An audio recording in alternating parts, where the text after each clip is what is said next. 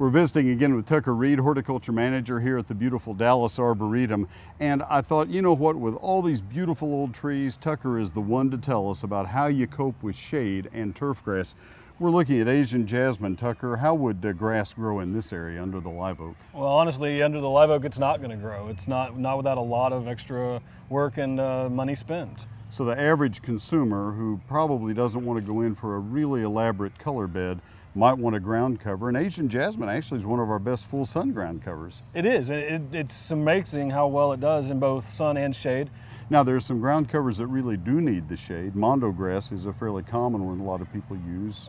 It is. The dwarf especially needs the shade. And then the big sister of those is liriope. Yes, and commonly known as monkey grass. Yeah, and liriope needs a little bit more shade in my experience.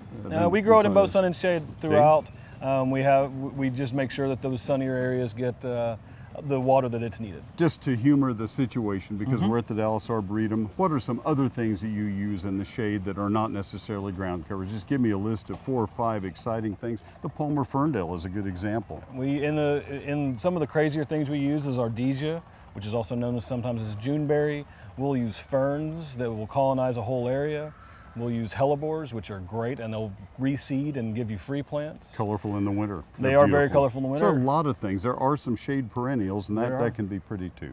All right, so that's what you do if you have a lot of shade and you can't get the grass to grow. Now let's say you're out in the sun maybe, and you can't get the grass to grow. Maybe it's take all root rot. Let's see what Phil Cobaugh has to say about that. Visiting with my friend Dr. Phil Cobaugh, retired from the Texas A&M University system, a plant pathologist, and he's my go-to guy on take all root rot. Phil, this is a disease that's kind of shown up in the last 15 or 20 years. Yes, it has. It's quite prevalent in the whole Dallas area and for that matter, all of Texas. You're going to see variable size yellow patches in the yard during the late spring when you're going to see it really active, and again in the fall.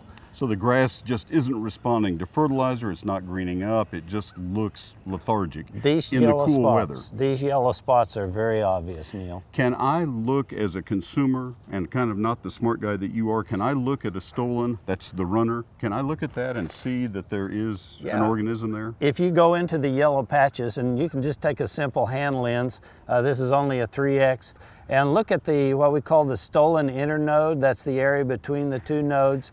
Look at that with a magnifying glass and you'll see the fungus there. Of all things, peat moss is what you have found to be the best control. We're really fortunate, Neil. This is what they call an ectotrophic fungus. It grows on the outside of the host.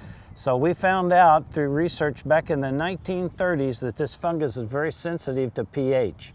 So we're using peat moss as a control because it's very acidic. It's sphagnum peat moss, and that's the brown Canadian peat. And so Phil, we would apply it here, and then you're going to rake it with the garden rake upside down. And if you just kind of pull it along the surface, you can start working this peat in. All you want is about an inch layer or half-inch layer of peat on the top of these stolons. Phil, I appreciate your help on this very much. My results with this on my own lawn have been that the grass just greens up almost like a fertilizer. It really helps, doesn't it? I've heard that a lot from a lot of people, and it is the best control for this disease without question. Phil, I appreciate your help very, very much. Good to see you again, You're Neil. top notch. You bet. Thank you. Well, once again, we're in the Palmer ferndale at the Dallas Arboretum. This is a glorious garden. This is the shadiest of all the gardens at the Dallas Arboretum. If you have shade in your landscape, you can learn a great deal by coming here and taking notes.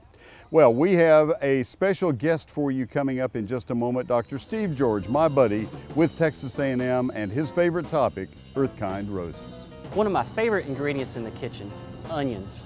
Sweet onions to be exact. Today I'll be showing you my favorite way to bake an onion. We'll also be making a caramelized onion and gorgonzola pizza.